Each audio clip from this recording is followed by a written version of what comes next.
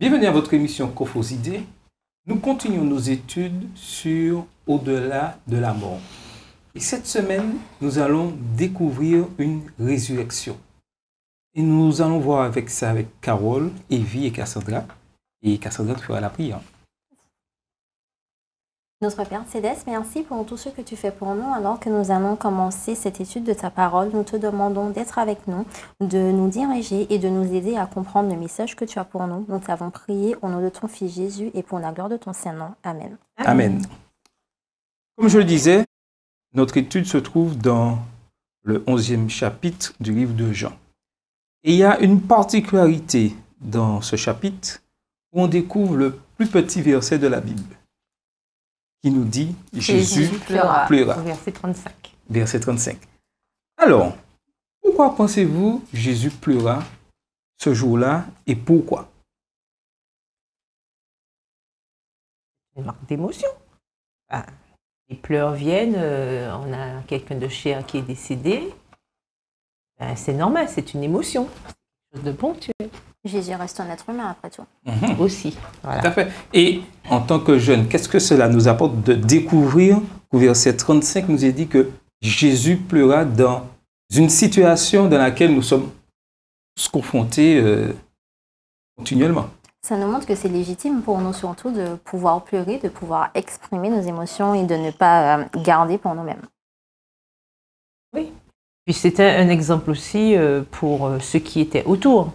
Montrer que pleurer, ce n'est pas un péché, c'est pas une tare, c'est pas... Pleurer, c'est naturel, c'est quelque chose de normal. On perd quelqu'un qui compte pour nous, on est dans une situation particulière.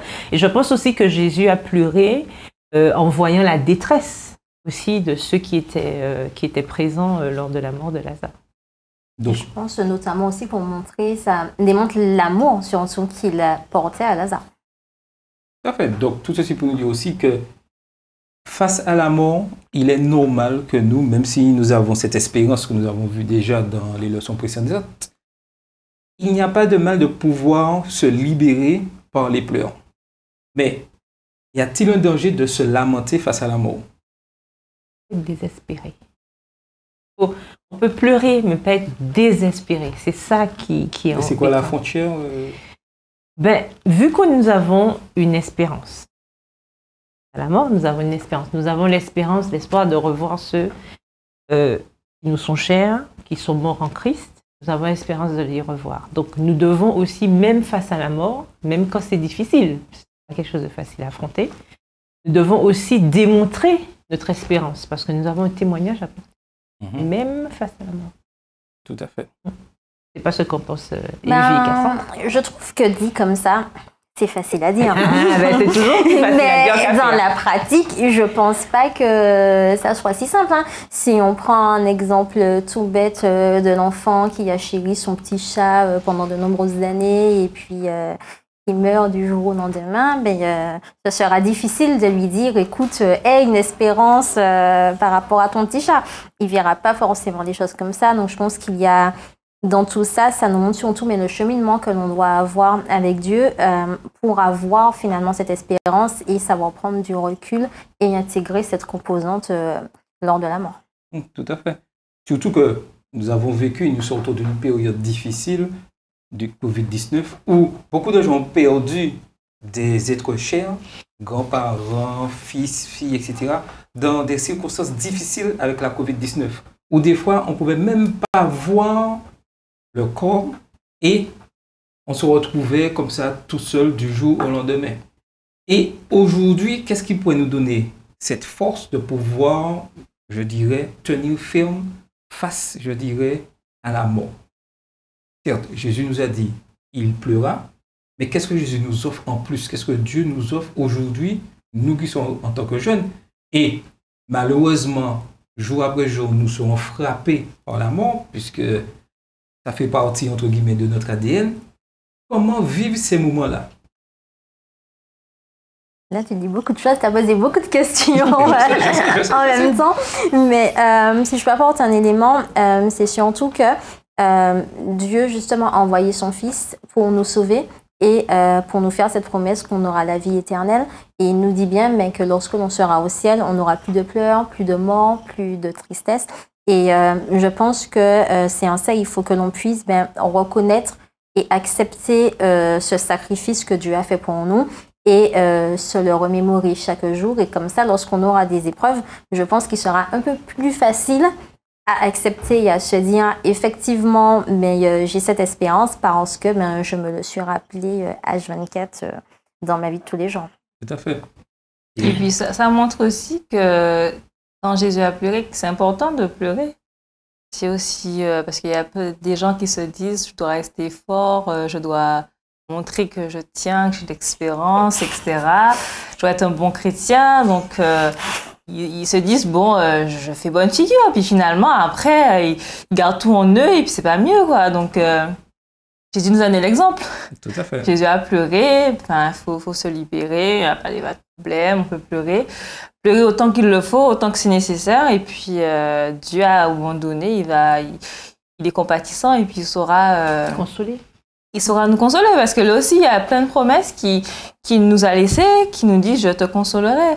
Donc à côté de ça, déjà pleurer parce que voilà, ça libère et puis ensuite s'abandonner à Dieu quoi, pour qu'il puisse prendre soin de nous.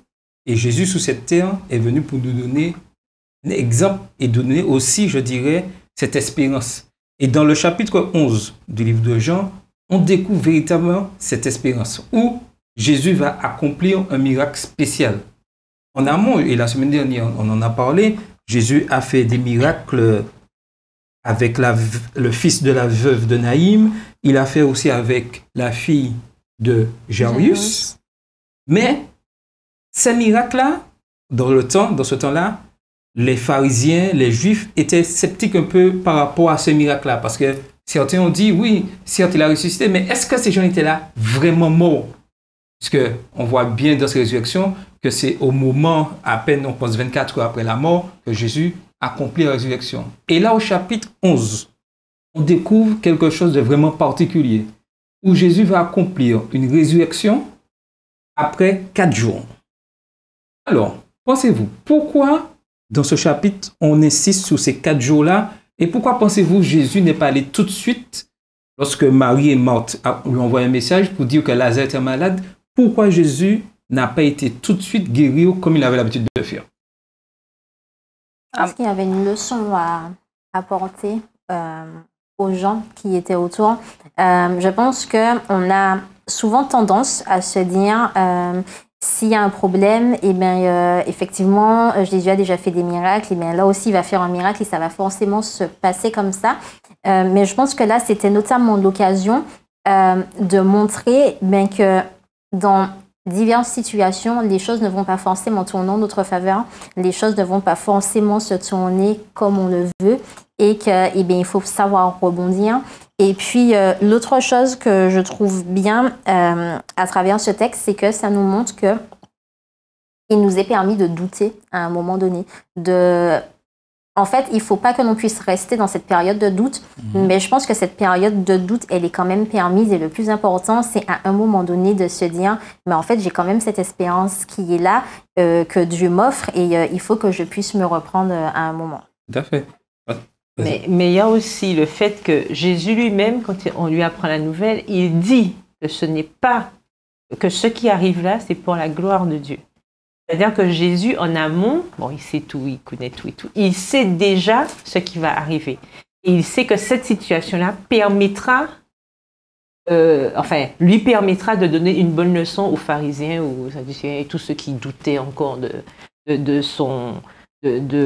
du fait qu'il soit Jésus, le Messie, etc.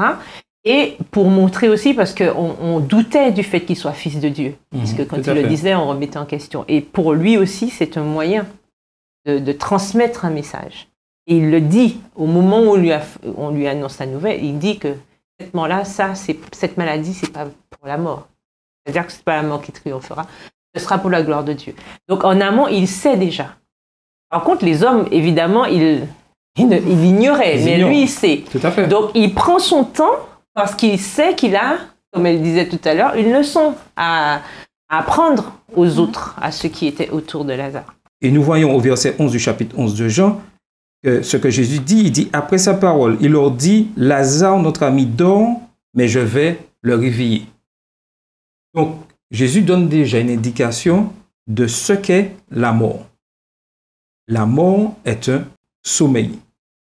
Et il dit qu'il va le réveiller. Mais nous voyons dans la suite des versets 12-13 que les disciples sont un peu sceptiques. Il dort. Et malheureusement, aujourd'hui, beaucoup doutent du fait que la mort soit un sommeil. On entend beaucoup de choses à propos de la mort, malheureusement, mais nous devons avoir cette certitude que la mort est un sommeil. Donc, si la mort est un sommeil, ça veut dire quoi?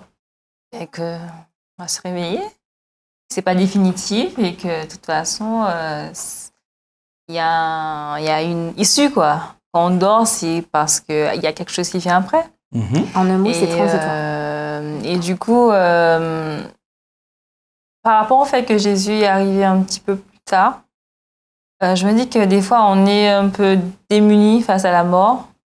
Et on se dit, pourquoi Dieu m'a fait ça? Pourquoi? On se pose beaucoup de questions qui commencent par pourquoi? Pourquoi moi? Etc. Et Jésus, là, c'est comme Marie, là, elle se dit, mais pourquoi t'es pas arrivé plus tôt? Marthe aussi. Marthe aussi, pourquoi en fait?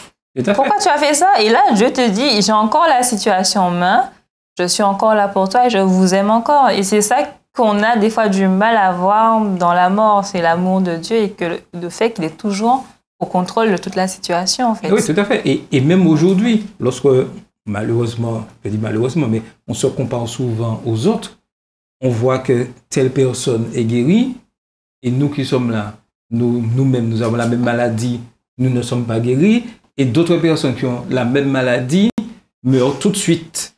Et on se dit, mais est-ce que vraiment... Comment Dieu, il fait son petit calcul? Oui, Cette discrimination on entend des beaux témoignages de gens qui prient, disent, oui, Jésus a accompli de grandes choses pour moi. Et moi, je suis en train de prier depuis... quelques années et je vois rien. C'est le fameux témoignage du fonds de placement Voilà. qu'on entend et qu'on ne voit pas forcément dans notre vie de tous les jours. Ça, c'est une réalité que nous vivons. Mais je crois qu'il est important aussi pour nous de nous rappeler, puisque on doit prendre toujours, on le dit, la Bible dans son ensemble. Et on doit prendre les événements de notre vie aussi dans sa globalité. C'est-à-dire, on n'est pas là non plus pour faire un calcul ou une liste de temps de bénédiction, ratio de bénédiction par rapport aux malédictions ou bien aux mauvaises aventures, etc. C'est pas ça. La vie, c'est un ensemble. Et si nous croyons vraiment que toute chose concourt au bien de ceux qui aiment Dieu, nous devons nous rappeler, et même dans la Bible, nous avons plein d'expériences aussi qui nous rappellent que Dieu agit à sa manière et qu'on n'arrive pas à le comprendre. On a l'histoire de Job, par exemple, d'accord, qu'on a déjà vu et revu. Par ailleurs, on a David aussi. On a Daniel et ses compagnons, les pauvres, qu'est-ce qu'ils avaient fait? Enfin, ce que je veux dire, c'est que c'est pas parce qu'on fait forcément le bien que tout ira bien ou qu'on fait le mal que tout... C'est pas ça l'idée. L'idée, c'est de rester justement tout le temps en croissance par rapport à notre relation avec Dieu et à notre connaissance de Dieu. C'est-à-dire que si je savais que ça hier, il faut que après-demain, je sache un petit peu plus parce que l'expérience m'aura appris à faire confiance à Dieu. Et ça, c'est vraiment hyper important puisque c'est le moyen que nous avons en tant que jeunes, justement, pour compter sur Dieu. Et l'expérience, c'est-à-dire qu'il faut qu'on puisse goûter Dieu. Je dis ça tout le temps. C'est pas, concrètement, nous ne sommes pas anthropophages, mais je veux dire que l'expérience que nous avons de Dieu, chaque fois qu'on a un petit bobo et que Dieu nous sort de là, c'est ce qui nous permet de garder justement cette flamme allumée lorsque nous avons des soucis, nous rappeler que toute chose concourt au bien de ceux qui aiment Dieu et il nous dit qu'il ne va jamais nous donner des preuves au-delà de nos forces. Moi, c'est comme ça que je vois la chose. Quand je suis confrontée à quelque chose, enfin à un mur, et je me dis, Seigneur, mais c'est pas possible. Voilà, tu m'as pas vu. Et du coup, je me dis, mais attends, il a promis qu'il ne donne rien qui soit au-delà de nos forces. Il a déjà trouvé une solution, donc il faut juste patienter. Mais c'est là que le bas blesse, puisque c'est là qu'on a du mal. Parce que nous, on est une génération, surtout maintenant, c'est fast-food, alors ça va vite. Je veux ça, et du tac au tac, et voilà. C'est pas comme ça que ça marche. Dieu ne fonctionne pas comme ça. pas automatique. Il fonctionne en fonction des gens. Et justement, on doit se rappeler de ça. Et par rapport à l'exemple que tu prenais, il a guéri une dame, il n'a pas guéri ce monsieur, il y a tant qui sont... Mais ça, déjà, ce n'est pas de son fait, parce qu'il n'est pas à l'origine du mal. Et ce ne sont que des conséquences par rapport au péché. Donc, tout ce qui se passe dans notre vie, en fait, c'est pour nous servir et nous rapprocher de Dieu. Ça peut paraître paradoxal. Quand il y a un malheur qui nous tombe dessus, on ne pense pas forcément à Dieu tout de suite. Ou on ne pense pas à l'amour qu'on a pour Dieu tout de suite. Il faut appeler un chat, c'est vrai. Mais notre expérience passée nous permet justement d'apprendre que Dieu m'a sorti de ça hier. Aujourd'hui, il n'y a pas de raison pour qu'il ne le fasse pas. Il faut que je continue à lui faire confiance. Mais ça se nourrit. Ça, c'est très important de comprendre ça, que nous sommes nourris par l'étude que nous faisons de la parole de Dieu. Si je ne passe pas du temps dans cette étude, je ne pourrais pas faire face aux difficultés qui, je dirais, tombent sur tout le monde. Les difficultés ne cherchent pas à sélectionner. Vous pouvez avoir de hauts revenus, vous pouvez avoir de bas revenus, être dans les grandes sphères de la société, être au plus bas. Tout le monde rencontre des difficultés. Maintenant, ce qui fera la différence face aux difficultés? La gestion. La gestion de mon temps, d'écoute de Dieu et d'étude de la parole de Dieu. Mais la gestion du problème aussi. Oui, la gestion aussi du problème. Mais aussi, quelle attitude j'aurai par rapport aux difficultés, les mêmes difficultés que j'ai, que d'autres auront, et je dirais, recevront une bénédiction spéciale, trouverait une meilleure solution que moi. Comment, entre guillemets, ne pas jalouser celui qui, certes, de la même difficulté, mais reçoit plein de bénédictions, et que moi, attendant là, je ne reçois rien du tout. C'est une réalité. On dit que Dieu m'a oublié. Hein? Oui, Dieu m'a-t-il oublié? Oui, mais suis-je jeté? Oui, mais en quelque pourquoi? Pourquoi je fais une collection entre guillemets de décès autour de moi et que d'autres Ils ne connaissent pas le c'est quoi le décès. Non, mais tu vois, elle parlait de croissance et c'est là que l'on voit quand on est à l'école, tu vois, finalement. On est une école, d'accord? Chacun d'entre nous, on représente un niveau scolaire finalement différent. Donc, ce qui se passe au CP n'est pas ce qui va se passer au CA1. Le niveau des devoirs du CP ne sera pas le même que le niveau des devoirs du CM2 et encore moins celui des devoirs de terminale. Donc, en réalité, et au final, les récompenses aussi. Quand on a de bonnes notes au CP, on aura des bons points. Quand on aura de bonnes notes en terminale, on aura peut-être le nouveau sac à main. C'est pas du tout la même chose, c'est pas les mêmes gammes de prix, ni les mêmes marques, ni rien du tout. Et ça montre bien que finalement, c'est vraiment un processus de croissance où chaque jour, on va se rappeler justement de ces histoires qui sont dans la Bible, comme celle de Lazare et tous les autres exemples. Et on va les intégrer en demandant bien sûr à Dieu de nous aider à les comprendre. Et au fur et à mesure, on aura d'autres petites épreuves, parce que le plus souvent, quand ces épreuves arrivent, ce ne sont pas les premières. Hein. Il y en a déjà eu d'autres, en fait, qui nous préparent à avoir de grosses épreuves comme ça. Et finalement, quand on a de grosses épreuves, on pense que c'est insurmontable, mais si on reprend les choses une par une, on va tomber sur des petites choses que l'on arrive à gérer par la grâce de Dieu, et on va surmonter cette épreuve. Et je voulais ajouter aussi que ce n'est pas vrai de dire, je ne vais pas dire tellement vrai, c'est pas vrai de dire qu'on n'a pas de bénédiction parce que, en fait, souvent, non mais c'est vrai, souvent, en fait, la douleur, le stress, tout ce qui est négatif prend plus le pas sur le positif. Mais ça, c'est l'humain, en fait. On aime plutôt nous concentrer sur ce qui ne va pas, plutôt sur ce qui va. Quand on est face à un problème, il faut qu'on apprenne à se concentrer sur ce qui va. Je suis peut-être malade, mais j'ai encore la vie. J'ai encore la vie. Je ne sais pas ce que Dieu me réserve, mais j'ai encore le souffle de vie. Ça veut dire que je peux encore agir. Les morts, ils ne peuvent plus agir. C'est ça, en fait. Donc, toujours se concentrer sur ce qui est positif. Et c'est là tout notre défi, en fait. J'ai ce malheur-là, mais qu'est-ce que Dieu a déjà fait pour moi? Par ailleurs, qu'est-ce qu'il a déjà fait pour moi? Pourquoi je ne me concentre pas? Il y a un chant qui le dit, compte les bienfaits de Dieu. compte les bienfaits de Dieu. Pourquoi ne pas compter les bienfaits de Dieu et ne pas nous concentrer sur les méfaits de l'autre? C'est là tout. C'est vraiment là tout notre défi. Et quand on se met justement, et on dit souvent qu'il faut louer Dieu quand on est dans l'épreuve, etc. Ben on a vu ça, on parlait de creuset et tout. Mais si on garde les yeux fixés sur Jésus, justement, il nous donne la force de surmonter. Parce qu'on se sera concentré sur le positif. Et c'est ça, en fait, c'est ça la chose, se concentrer sur le positif. Et on a du mal. Je voulais rajouter autre chose aussi, Oui. c'est que finalement, en fait, on a tendance à prier Dieu, mais à avoir déjà en tête Une une réponse. On sait exactement. Dans notre tête, on va prier Dieu, ben Seigneur, j'ai eu l'accident de voiture. Je veux en fait que ma voiture soit réparée, mais exactement dans une semaine, parce que tu sais que dans une semaine, je dois aller à tel endroit et j'ai telle chose à faire. Du coup, quand Dieu ne va pas nous répondre comme ça, on ne va pas voir les choses comme ça. Mais la réponse de Dieu peut être tout simplement de te donner une autre voiture. Ta voiture, mais une autre voiture. Peut être tout simplement d'annuler le fameux programme dans lequel tu voulais tant aller. Et en fait, tu n'as plus ce souci de locomotion. Donc, je pense qu'il faut aussi que l'on se mette en tête que lorsque l'on confiance à Dieu, c'est du tout ou rien. On le laisse prendre en charge complètement, on lui a remis notre problème et il trouve la solution. Et si on arrive à se conditionner comme ça, je dis pas que c'est facile, j'arrive pas tout le temps à le faire moi-même, mais en fait, si on arrive à se conditionner comme ça, on verra les choses autrement et on aura plus de facilité à voir les bénédictions que Dieu a pour nous. Tout à fait. Par rapport à ce que toi tu disais,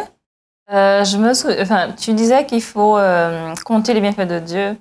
C'est vrai, et je voulais ajouter par rapport à ce que tu disais, il faut aussi pleurer, je pense. Comme Jésus a pleuré, des fois, quand on a trop de difficultés, c'est important de pleurer. Ça me fait penser à Anne, qui voulait un fils, qui souffrait énormément et qui a pleuré au pied de Dieu et qui lui a dit « Seigneur, c'est pas possible. Tout à fait. C'est plus possible, là, j'ai besoin que tu fasses quelque chose. Et je pense que c'est important de dire à Dieu, on n'en peut plus aussi, parce qu'il y a des fois où on ne peut plus... voilà, et Dieu entend nos pleurs, il entend nos cris, et c'est lui aussi qui va décider quelle est l'issue, en fait, de tout ça. Mais en tout cas, il va prendre en compte nos pleurs, notre détresse, et je pense que c'est l'important, c'est déjà juste que ça sorte, on respire un petit peu mieux. C'est vrai. Mais quand tu dis que Dieu va prendre en compte notre détresse, attention aussi parce qu'il ne prendra pas forcément en compte la détresse comme on le veut. Avec Anne, par exemple, ça a fonctionné. Elle a eu son fils, il n'y a pas de souci. Mais prenons notre exemple avec David. On ne s'éloigne pas trop. Prenons l'exemple de David, qui, après avoir pleuré et jeûné, machin, après le fils qu'il a eu avec Bathsheba, l'enfant, il est mort quand même. Et il fallait faire avec. Au moins, il s'était confié à Dieu, parce que s'il n'avait pas du tout dit ça à Dieu, il se serait dit, tu t'en rends compte, si j'avais prié, peut-être que... Mais au moins, il a essayé. Oui, mais ça ne s'arrange pas toujours. C'est ça que je veux dire. Ça ne s'arrange pas toujours comme on le pense. C'est sûr, mais au moins, le fait de le dire, je pense que ça fait un plus non négligeable de pouvoir parler, de pouvoir le dire. Quand Marthe et Marie envoient chercher Jésus, mais elles sont convaincues. Jésus darda, il va arriver. Il va venir avant que Lazare ne meure. Oui, au début, ils sont convaincus. Mais après, enfin, elles sont convaincues de ça. Oui. Mais qu'est-ce qui se passe? Lazare, il décède quand même. Et quand Jésus arrive, justement, qu'est-ce qu'elles font tout de suite?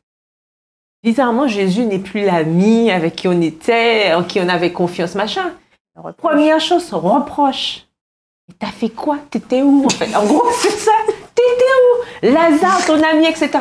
Mais c'est exactement le même comportement qu'on a avec Jésus. Quand les choses ne vont pas dans notre sens, la première réaction, c'est quoi? Reproche. Ne m'aime pas, il m'a oublié, etc. Attends, mais pour compléter ce que tu dis. Au final, mais pour compléter ce que tu dis, où on voit que Jésus donne un espoir à Marthe, lui disant que oui, il va ressusciter. Marthe dit oui au dernier jour. OK. Et lorsque Jésus arrive, enfin, il dit, où l'avez-vous mis? Elle réagit encore, disant que oui, ça fait 4 jours. Jésus dit, ôtez la pierre. Alors, Marthe est dans tous ces états-là. Elle est dans tous ces états. Oh là là, attends. Ça, c'est les relations de famille. Les relations de famille, il ne veut pas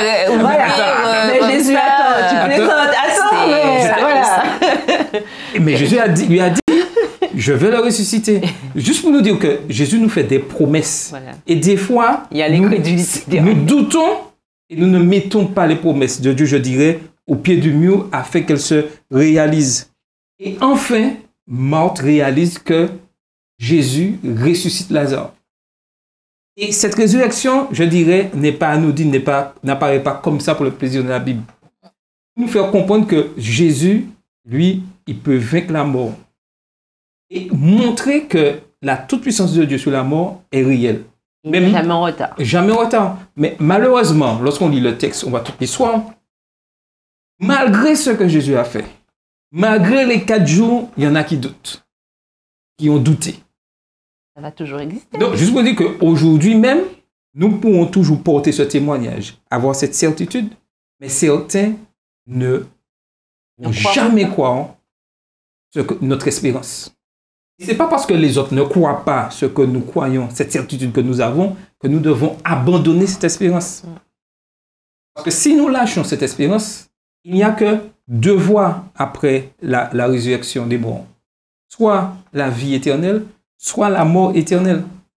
Et notre ennemi, le diable, est tellement subtil, comme il a fait avec nos premiers parents, il nous fait croire qu'il y a une 3e voie, une voie intermédiaire, dans laquelle nous pouvons oublier, on ne sait pas trop, il y a une vie éternelle. On peut se rattraper. On peut se rattraper, on entend des choses. On verra demain. On verra demain. Même après la mort, certains, il y a une chance.